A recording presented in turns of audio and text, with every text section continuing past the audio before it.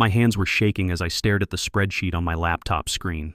It was 11:47 p.m. on a Tuesday in March, and I'd been awake for 19 hours straight, going through financial documents that should have been simple HOA records. But nothing about what I was seeing was simple. My name is David Chen, and I'm a forensic accountant by profession. Numbers are my language, patterns are my playground, and what I was looking at right now was the most elaborate embezzlement scheme I'd ever encountered outside of my professional work. The problem? This wasn't a client's business. This was my neighborhood's homeowners association, and the person stealing wasn't some faceless corporate executive. It was Sandra Martinez, our HOA president, the woman who organized our block parties, who brought cookies to every meeting, who'd helped my wife Rachel and me when we moved into Meadowbrook Estates 3 years ago. The discovery had started innocently enough 2 weeks earlier. I'd volunteered to help review the HOA budget because our fees were increasing for the 3rd year in a row, and several neighbors were complaining. Sandra had seemed reluctant to share the financial records, but eventually she'd provided me with a USB drive containing what she called everything you need to see. What she didn't know was that I don't just glance at numbers, I dissect them. I build models. I trace every dollar from origin to destination because that's what forensic accountants do. We find what people try to hide. At first, everything looked normal. Monthly assessments from 247 homes at $350 each meant roughly $450 in monthly revenue, about $1 million annually. The expenses seemed reasonable. Landscaping contracts, pool maintenance, street lighting, insurance, management fees. But then I noticed something odd. There was a vendor called Meadow Property Services that received payments every month, sometimes $8,000, sometimes $15,000, occasionally as much as $25,000. The invoices were vague: maintenance services, emergency repairs, landscape consultation. Over 3 years, this vendor had been paid $487,000. I did what any accountant would do. I Googled the company. Nothing. No website, no business listing, no reviews, no presence anywhere. I checked the Colorado Secretary of State's business registry. Meadow Property Services was registered as an LLC 2 months after Sandra became HOA president. The registered agent? An address I recognized immediately. It was the mailbox store 3 miles from our neighborhood.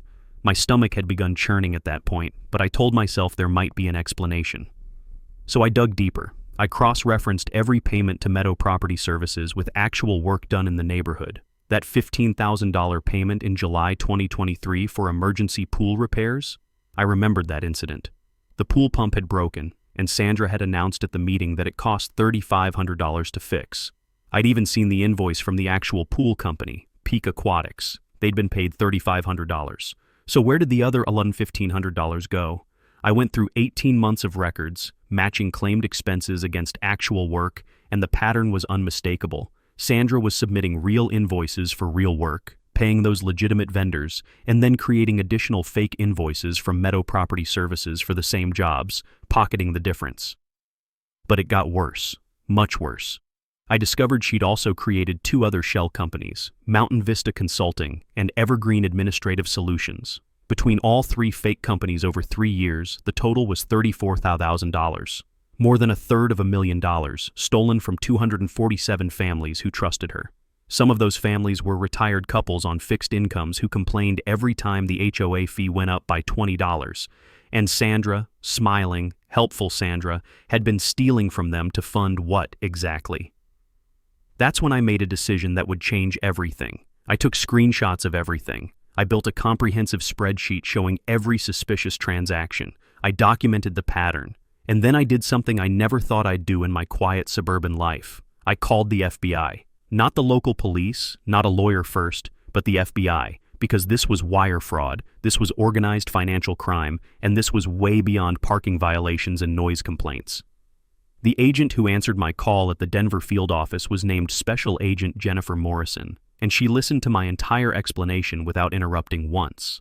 When I finished, there was a long pause. Then she said, "Mr. Chen, how soon can you come to our office and bring everything you have?" The next morning, I told Rachel I had a work meeting, not entirely a lie, and drove to the FBI field office in downtown Denver. The building was exactly what you'd imagine, serious, imposing, with security that made airport TSA look casual. Agent Morrison met me in a conference room along with another agent, a man named Robert Foster, who introduced himself as a specialist in white-collar crime. I spread out my documents on the table, walked them through every transaction, every pattern, every piece of evidence I'd compiled. Agent Foster whistled low when I showed him the total. 34,000 over 3 years from an HOA? That's bold. Most people doing this take smaller amounts over longer periods, trying to stay under the radar. He looked at Agent Morrison. Jen, this is solid, really solid. He's basically done half our job for us. Mr. Chen, Agent Morrison said, leaning forward, what you've brought us is extremely valuable, but we need more than documents. We need proof of intent. We need her on record acknowledging these companies, and ideally, we need to catch her in the act of the fraud. Are you willing to help us with that? What do you mean? I asked, though part of me already knew what was coming.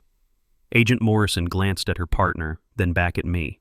We need you to wear a wire. We need you to have a conversation with Sandra Martinez where you confront her about these discrepancies, and we need to record her response. If she admits to it, if she tries to explain it away, if she tries to bribe you or threaten you, any of that gives us what we need for an indictment. My mouth went dry. You want me to secretly record the HOA president? We want you to help us stop someone who's been stealing from 247 families for 3 years, Agent Foster corrected. And yes, that means wearing a recording device and having a very uncomfortable conversation. But Mr. Chen, people like Sandra Martinez don't stop unless they're caught. And right now, you're the only person in a position to catch her. I sat there in that sterile conference room thinking about my quiet life, my accounting job, my comfortable home in Meadowbrook Estates. 24 hours ago, my biggest concern was whether our HOA was overspending on landscaping. Now I was being asked to become a confidential informant in a federal investigation. This wasn't what I signed up for when I volunteered to review the budget. But then I thought about Mr. Patterson, the retired veteran in Unit 43 who'd complained at the last meeting that the rising HOA fees were eating into his medication budget. I thought about the young family in Unit 89 who'd mentioned they were struggling with the increases. I thought about all of us, paying our fees every month, trusting that the money was being used properly, while Sandra Martinez was literally stealing from us to fund her lifestyle. I looked at Agent Morrison and Agent Foster. What do I need to do? Agent Morrison smiled, but it wasn't a warm smile. It was the smile of a hunter who'd just set the perfect trap. First, we're going to train you. Then, we're going to wire you. And then, Mr. Chen, you're going to have the most important conversation of your life. The next 72 hours felt like I was living in someone else's life. Agent Morrison had been very clear. We had one shot at this. If Sandra suspected anything, if I gave away even a hint that I was working with federal agents, she'd destroy evidence, shut down the shell companies, and lawyer up so fast we'd never prove anything beyond a reasonable doubt. The wire recording had to be perfect, natural, and most importantly, it had to get her to incriminate herself. On Thursday morning, I returned to the FBI field office for what they called preparation and training. I'd expected maybe an hour-long briefing. Instead, they put me through 8 hours of intensive coaching. Agent Foster explained that wearing a wire wasn't like the movies. I couldn't just ask direct questions like, "Did you steal $34,000? That would sound rehearsed, suspicious, and would likely make Sandra shut down immediately. Instead, I needed to have what seemed like a normal conversation about the finances, express concern about discrepancies I'd found, and give her room to explain herself. Most people, when confronted with evidence of wrongdoing, can't help but try to justify their actions. That's when they slip up. "You're going to be nervous," Agent Morrison told me. "That's actually good. You should be nervous. You're confronting your HOA president about serious financial irregularities. If you're too calm, that's what would seem suspicious. Let your genuine emotions show. Let her see that you're uncomfortable with what you've found. That creates trust. She'll think she can manipulate you, explain it away, maybe even convince you to keep quiet." They had me practice the conversation over and over. Agent Foster played Sandra, responding with different strategies each time, sometimes defensive, sometimes charming, sometimes aggressive. By the 6th run-through, I was exhausted and frustrated. "I'm an accountant, not an actor," I complained. "What if I freeze up? What if I say the wrong thing?" "David," Agent Morrison said, using my first name for the first time, "you're not acting. You're just having a conversation about something you genuinely care about. The budget is real, the discrepancies are real, your concerns are real. Just speak from that truth. The wire is just insurance. It's there to capture what's said, but you're not performing for it. You're having a real conversation that happens to be recorded. On Friday afternoon, they fitted me with the wire. I'd imagined something bulky and obvious, like in old crime movies.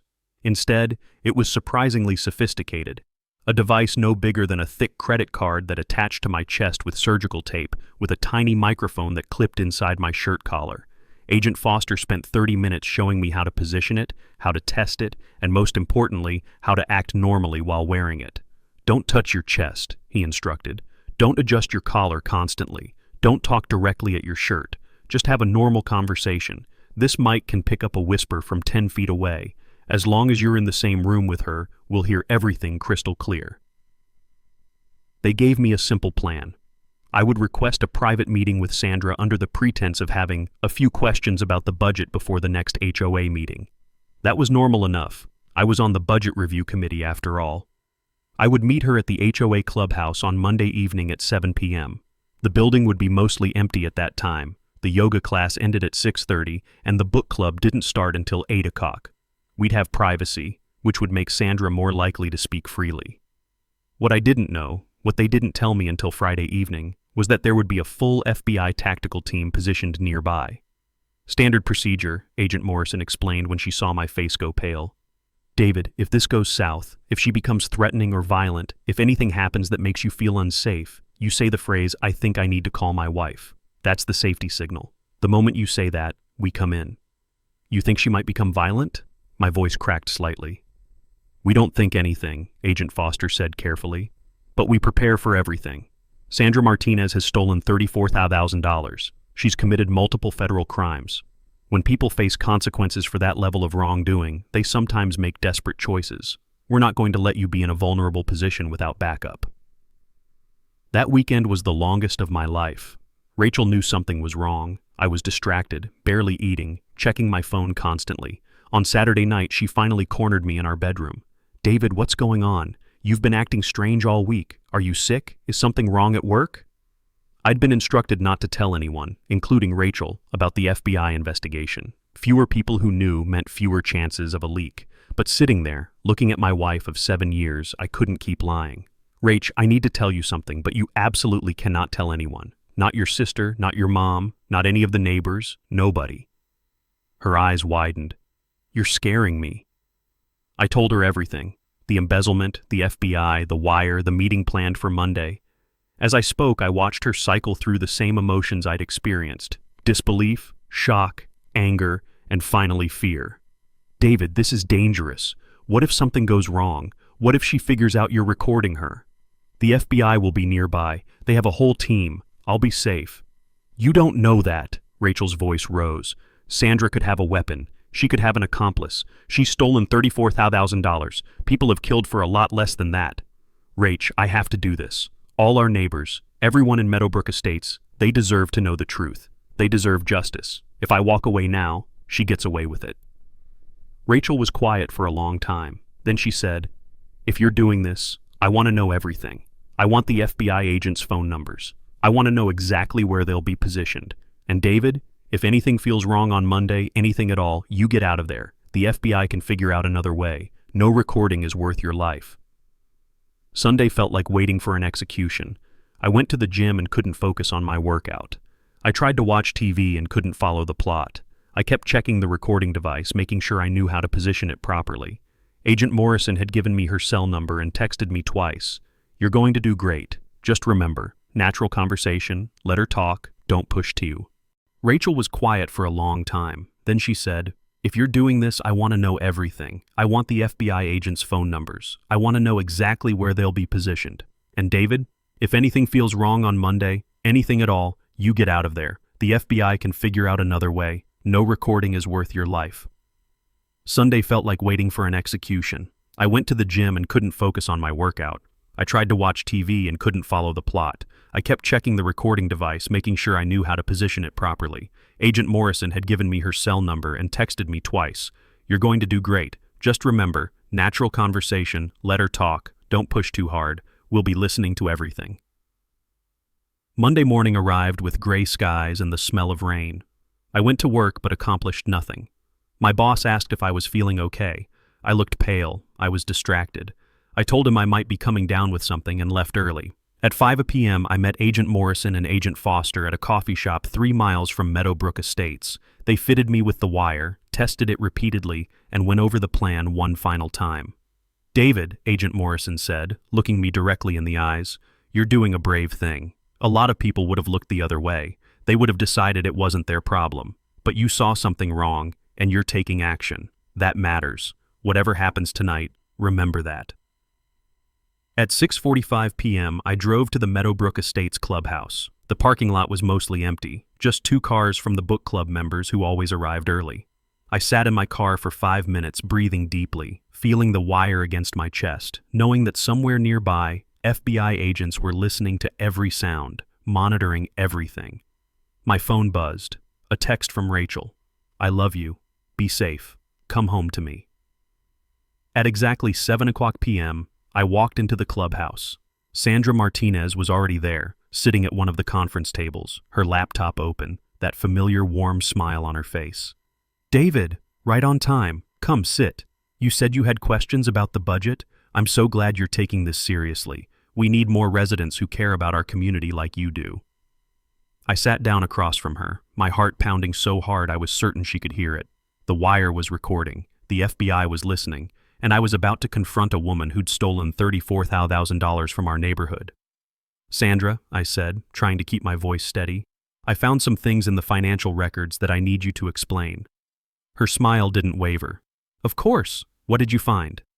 And that's when I opened my laptop and showed her the spreadsheet that was about to change everything.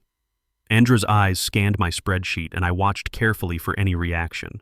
For about 30 seconds, her expression remained pleasant, professional, the same face she wore at every HOA meeting. But then I saw it, a slight tightening around her mouth, a barely perceptible narrowing of her eyes. She knew what she was looking at. "So, I've been going through all the vendor payments," I said, keeping my tone curious rather than accusatory, exactly as Agent Morrison had coached me. "And I noticed we have several companies that receive pretty substantial payments. Meadow Property Services, for example." I pointed to the line on my spreadsheet showing $487,000 in total payments over 3 years. That's a lot of money. I tried to look them up online to understand what services they provide, but I couldn't find any information. No website, no reviews, nothing. "Can you help me understand what they do for us?" Sandra's smile remained fixed, but there was a new quality to it now, something calculated. "Oh, Meadow Property Services. Yes, they're wonderful. They handle a lot of our emergency maintenance and special projects. The reason you can't find much online is that they're a small, local company. They prefer word-of-mouth business, keep a low profile, but they've been absolutely essential for our community." "I see," I said, nodding as if that made perfect sense. "Can you give me an example of a project they completed? I'd love to include some specifics in my budget report." For the first time, Sandra hesitated. It was less than a second, but I caught it. "Well, there was the pool repair last July. They handled that." "Interesting," I said, keeping my voice neutral. "Because I have the invoice from Peak Aquatics for that repair. They charged us $3,500. But Meadow Property Services was paid $15,000 that same month for emergency pool repairs. Were there 2 separate pool issues?" The room suddenly felt very small. Sandra's smile finally faltered. "David, I appreciate your thoroughness, I really do. But you have to understand, managing an HOA is complicated. There are often multiple vendors involved in a single project. Meadow Property Services provided the consulting and project management, while Peak Aquatics did the actual technical work." "Project management for a pool pump replacement?" I asked, and I heard the skepticism in my own voice. "That seems like a pretty straightforward job. A pump breaks, you call a pool company, they replace it.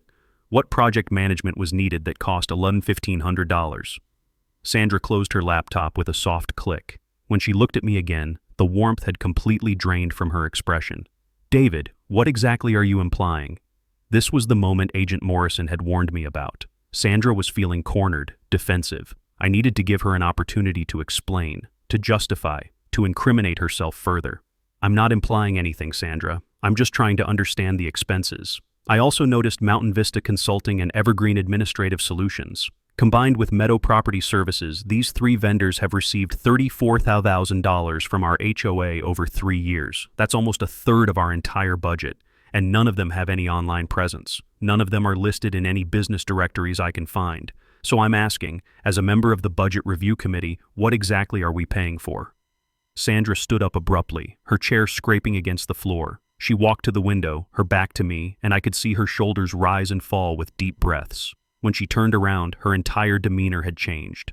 The friendly HOA president was gone. In her place was someone harder, more calculating. "How many people have you told about this?" she asked quietly. "Told about what?" "Don't play games with me, David. Have you discussed these concerns with other board members, with other residents?" "Just you," I said honestly. I wanted to understand the situation before taking it further. Sandra walked back to the table but didn't sit down. She stood over me, and for the first time I felt genuinely uncomfortable. "Here's what you need to understand about how the real world works. Running an HOA isn't just about paying bills and mowing lawns. It's a massive time commitment. It's dealing with 247 different families, all with their own problems and complaints. It's responding to emails at midnight because someone's mad about a parking spot. It's spending hours in meetings, hours on the phone with vendors, hours managing projects. The HOA president position is officially volunteer, but that's a joke. I spend 30 hours a week on this community." "Sandra, the position does come with a management fee," I pointed out. "The HOA pays you $18,000 a year for administrative services. That's spelled out in our bylaws." $18,000 for 30 hours a week, 52 weeks a year?